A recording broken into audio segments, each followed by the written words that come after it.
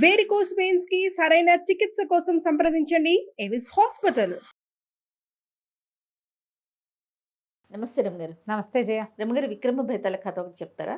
పట్టువదలని విక్రమార్కుడు మళ్ళీ లోపలికి నడిచాడు, శ్మశానం లోపలికి. చెట్టు ఎక్కి అక్కడ వేళ్లాడుతున్న కళేబరాన్ని భుజం మీద వేసుకున్నాడు. దాన్ని ఆవహించి ఉన్నటువంటి భేతాళుడు రాజుగారితో మాట్లాడడం మొదలుపెట్టాడు. మార్గాయాసం తెలియకుండా నీకు ఒక కథ చెప్తానన్నాడు. చెప్తున్నాడు కథ. పూర్వం అట మాళ్వ దేశంలో వీరసింహుడని ఒక మహాపరాక్రమశాలి ఒక ఆయన ఉండేవాడు.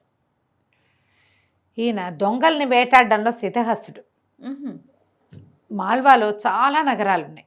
మాల్వ దేశంలో ప్రతి నగరాన్ని ఆయన నిష్కంటకంగా చేసేసాడు. దొంగల్ని ఏర్పారేసేవాడు. దొంగల ట్రిక్కులు అవన్నీ ఆయనకు బాగా తెలుసు. ఆయన ఏ పదవిని ఆశించలా. మాళ్వ అంతా తిరిగి ఏ ఊళ్ళో దొంగతనం అయిందంటే అక్కడికి వెళ్ళి వాళ్ళ భర్త పట్టేవాడు. పట్టి పట్టి పట్టి చివరికి మాళవ దేశం అంతా కూడా ఖాళీ అయిపోయింది. దొంగ అన్న మాట లేదు. దొంగతనం అన్న క్రియ ఎవరు మర్చిపోయారు. అదొక క్రియాపదంగా మిగిలిపోయింది తప్పిస్తే క్రియ చేసేవాడు ఎవడూ లేడు. అయితే అతనికి విసుగు పుట్టింది. 40-50 దగ్గర పడ్డాడు. తన సొంత ఊరు వెళ్ళిపోయాడు. వెళ్ళిపోయి ఏం పని లేదు. ఇదివరకు దొంగలు వేటాడే పని లేదు. రాజుగారు బోల్ డబ్బులు ఇచ్చేవాళ్ళు. ఆ డబ్బు ఏదో వెనకేసుకున్నాడు. తెచ్చి తన ఊళ్ళో పడేసుకున్నాడు. పెళ్లి చేసుకోవాలా. చిన్న వయసు అంతా ఆయన ఈ తిప్పట్లో సరిపోయింది. కొంచెం మధ్య వయసు కూడా అయ్యాడు.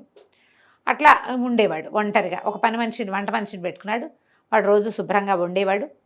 ఏదో ఈయన చిన్న వేటకి దానికి వెళ్ళొచ్చేవాడు. కత్తి తిప్పడం మర్చిపోతానని ఆయన కత్తులు సాంగరెడ్డిలు చేసుకునేవాడు. జిమ్కి వెళ్ళేవాడు అనమాట. ఆ పని చేస్తుండేవాడు. అయితే ఏమైంది, అతను ఆయన ఒకరోజు ఆలోచిస్తున్నాడు. ఒక హాల్లో కూర్చున్నాడు. వంట అవ్వడం కోసం వెయిట్ చేస్తున్నాడు. లోపల నుంచి పులుసు వాసన వస్తుంది. ఒక మాంత్రికుడు వచ్చాడు ఇక్కడికి. మా వీరసింహ బాగున్నావా, ఏం చేస్తున్నావంటే ఏం చేస్తానండి, మాళవ నిష్కంఠం అయిపోయింది. మాళవరాజుకి మనతో పని లేదు. నెల ఏవో డబ్బులు పంపిస్తారు పెన్షన్ లాగా. ఈ ఊర్లో ఇట్లా పని లేకుండా ఖాళీగా ఉంటున్నానంటే ఏదైనా ఒక రాజ్యానికి రాజవ్వచ్చు కదా నువ్వు అన్నాడు. దొంగలు లేరు, నాకు ఇష్టమైన పని అది. రాజ్యానికి రాజు అయితే బాగానే ఉంటుంది. ఏ రాజ్యానికి నన్ను రాజుగా పెట్టుకుంటారు? నేను పరాక్రమశాలిని అయితే పెట్టుకోరుగా. ఎవరైనా ఏం చేస్తారు, రాజుగారి కొడుకు రాజు అవుతాడు, వాడి కొడుకు రాజు అవుతాడు, వాడి కొడుకు వాడే అవుతాడు, అంతే కదా. రాజ్యాన్ని రాజునవ్వటం కోసం ఏదైనా ప్రయత్నం చేసే ఉద్దేశం నాకు లేదు. నేను అట్లా చెయ్యను అంటే మా మాంత్రికుడు అన్నాడు, నిన్ను రాజుని చేస్తా, నేను అడిగింది ఇస్తావా అన్నాడు. వీరసింహుడు ఒప్పుకున్నాడు.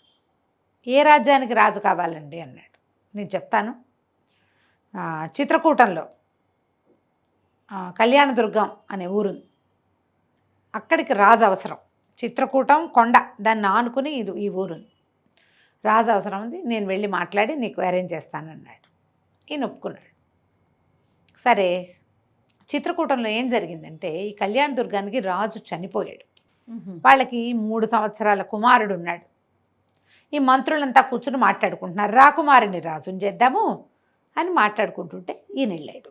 మన మాంత్రికుడు వెళ్ళి అడిగాడు, మరి ఏం చేస్తున్నారు అని అడిగితే, రాజుగారు మరణించారు, రాణిగారు ఉన్నారు, యుక్త వయస్కురాలు, పాపం పిల్లవాడు 3 ఏళ్లవాడు, అబ్బాయిని రాజుని చేసి మేమే కాపాడదాం అనేసరికల్లా మరి చిత్రకూటంలో ఉన్న దొంగల సంగతి ఏమిటి? చిత్రకూట దుర్గం అంతా దొంగలే, ఆ కొండ నిండా దొంగలే. ఎప్పుడైతే రాజు లేడని తెలుస్తుందో, రాజు బాలకుడు అని తెలుస్తుందో, మంత్రుల మీద వాడికి ఏం భయం ఉంటుంది, దొంగలు దిగేస్తారు అనేసరికి మరి ఇప్పుడు ఏం చేయాలండి అన్న. ఏం చేయాలంటే మాళవ దేశంలో వీరసింహుడు అని ఒక మహాపరాక్రమశాలి ఒక అతను ఉన్నాడు. మరి అతన్ని తెచ్చి రాజుని చేయండి. మాళవ నిష్కంటకంగా అయిపోయింది. చోరత్వం అన్న పని లేకుండా పోయిందంటే అది వీరసింహుడు వల్లే. మీరు అతన్ని కనుక ఇక్కడ రాజుని చేస్తే మీకు ఇంకా దొంగల భయం లేదు, రాజ్యం శుభ్రంగా నడుస్తుంది అనగానే అతన్ని ఎట్ట తెస్తామండి అన్నారు. మీరు ఎస్ అంటే నేను తెస్తానన్నాడు. వీళ్ళు ఒప్పుకున్నారు. వెంటనే ఈయన మాయమైపోయి సాయంత్రానికల్లా వీరసింహుడిని తీసుకొచ్చేసాడు. వీరసింహుడికి ఏం చెప్పాడంటే, ఏటా ఇదే రోజు నేను వస్తా, నాకు 100 వరహాలు డబ్బులు ఇవ్వాలి నువ్వు అని అడిగాడు. సరే, 100 వరహాలు 100 బంగారు కాసులు అంటే ఒప్పుకున్నాడు. ఈయన్ని తీసుకొచ్చేసరికి వాళ్ళంతా ఆశ్చర్యపోయారు, ఆహాహా అని ఆనందించారు. వీరసింహుడిని రాజుని చేసుకున్నారు. అప్పటిదాకా ఒంటరి ప్రయాణం చేసిన వీరసింహుడికి అద్భుతమైన రాజ్యం, ఒక 8 మంది మంత్రులు, చక్కటి భార్య, అప్పుడు ఏంటంటే ఎవరు రాజు అయితే అక్కడన్న శాసనం ప్రకారం రాణిగారు అతని భార్య అవ్వాలి. ఓహో. ఆ కాలంలో ఉంది ఆ పద్ధతి. కుమారుడు 3 ఏళ్లవాడు. ఈయన చక్కగా కుమారుడిని చూసుకుంటూ భార్యను చూసుకుంటూ మంత్రుల ద్వారా రాజ్యాన్ని పటిష్టం చేసుకుంటూ హాయిగా ఉన్నాడు. సెటిల్ అయిపోయాడు రాజుగా. సంవత్సరం తిరగంగానే మాంత్రికుడు వచ్చాడు. వచ్చేసరికల్లా ఈయన ఏడు నా బహుమాన సంగతి గుర్తుందా అని అడిగాడు. తప్పకుండా అని 100 వరహాలు తీసి ఇచ్చేసాడు. మంత్రులంతా ఆశ్చర్యపోతూ పదేగా ఇంత బాగా పనిచేసి పెడుతూ ఉంటే మనలో ఎవరికైనా ఏనాడైనా ఓ గిఫ్ట్ ఇచ్చాడు ఈయన. మాంత్రికుడు రాగానే 100 వరహాలు ఇట ఇచ్చేసాడే, 100 బంగారు కాసులు అని ఆశ్చర్యపోయి మొహాలు మార్చుకున్నారు. ఇంకో ఏడాది గడిచింది. బాగా బలపడ్డాడు వీరసింహుడు. 2వ ఏడాది మళ్ళీ మాంత్రికుడు వచ్చాడు. వచ్చేసరికల్లా రాజు వీళ్ళేదో మాట్లాడుకుంటుండగా వచ్చాడు.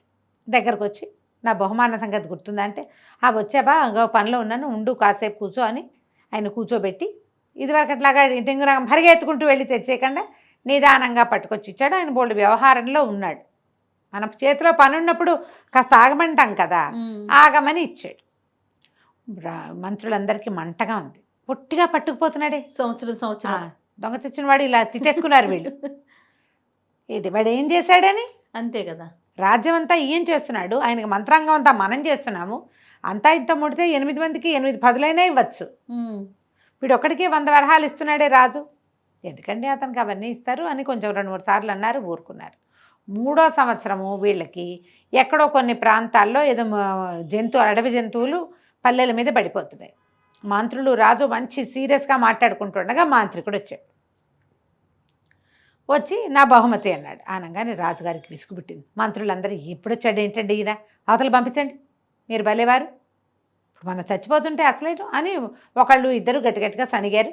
విన్నారు, పంపిస్తే పోతుంది ఎందుకు ఇప్పుడు అన్నారు. రాజు అన్నాడు ఏమిటి నువ్వు నీ గోల, ఉండు నేను పనిలో ఉన్నాను అన్నాడు.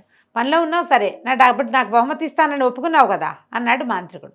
అనేసరికల్లా రాజు అన్నాడు అంతేముంది, ఒప్పుకుంటే మాత్రం ఇవ్వాలని ఎక్కడుంది, నేను వేరే పనిలో ఉన్నాను, నాకు పని ఉండదా, రాజుని చేసావు, రాజుకు పని ఉండదు, ఇక్కడ చాలా సీరియస్ కండిషన్లో ఉంది అనేసరికల్లా మాంత్రికుడు అన్నాడు ఇదేనా నీ చివరి మాట అన్నాడు.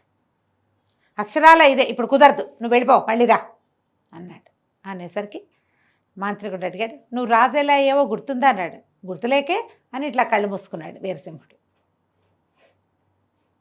గుర్తు చేసుకున్నాడు ఆ రోజు ఏం జరిగిందో. కళ్ళు మూసుకుని ఇట్లా పైకి చూశాడు. చూసిన మరుక్షణం ఆయనకి పులుసు వాసన వచ్చింది.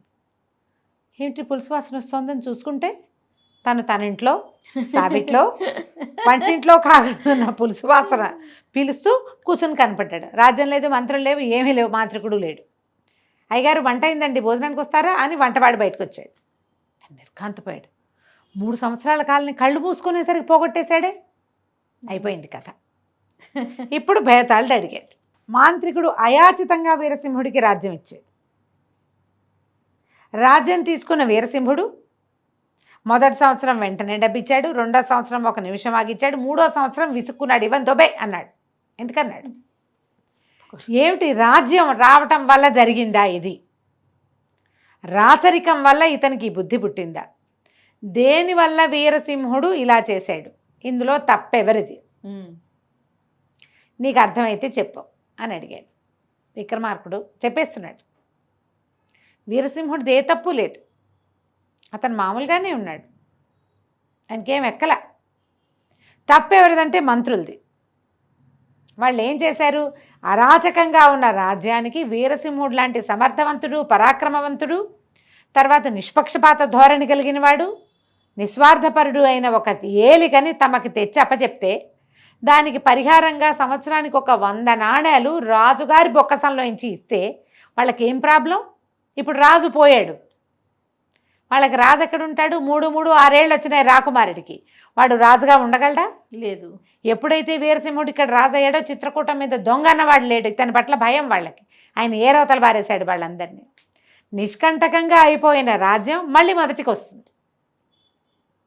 వీరసింహుడు తప్పేం లేదు, ఆయన ఆ సమయానికి ఎట్లా యాక్ట్ చేయాలో అలాగే చేశాడు. దానికి కారణం మంత్రులు.